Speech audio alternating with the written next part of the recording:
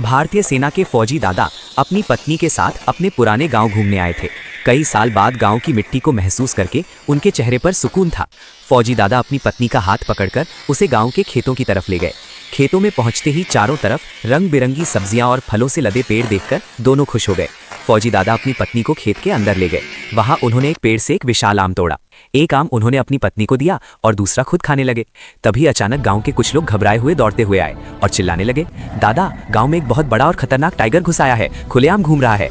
ये सुनते ही फौजी दादा ने तुरंत अपनी पत्नी को गांव वालों के पास सुरक्षित बैठाया और खुद गांव के अंदर की ओर दौड़ पड़े। लेकिन तभी सामने से वही भयानक टाइगर निकल आया।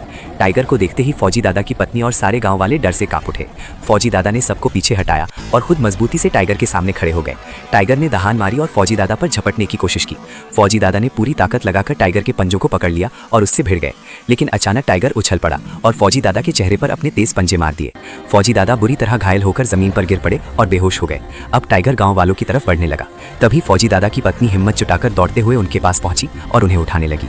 उसी पल फौजी दादा को होश आ गया। दर्द से कराहते हुए भी उन्होंने अपनी जेब से बेहोशी का इंजेक्शन निकाला।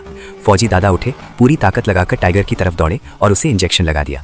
कुछ ही सेकंड में टाइगर लड़खड़ाया और जमीन पर बेहोश होकर गिर पड़ा। इसके बाद फौजी दादा ने टाइगर को सुरक्षित तरीके से दूर जंगल में छोड़ दिया ताकि गांव वालों को कोई नुकसान ना हो। लेकिन कहानी के अंत में फौजी दादा चुपचाप बैठकर रोने लगे, क्योंकि इतनी बहादुरी के बाद भी आप लोगों ने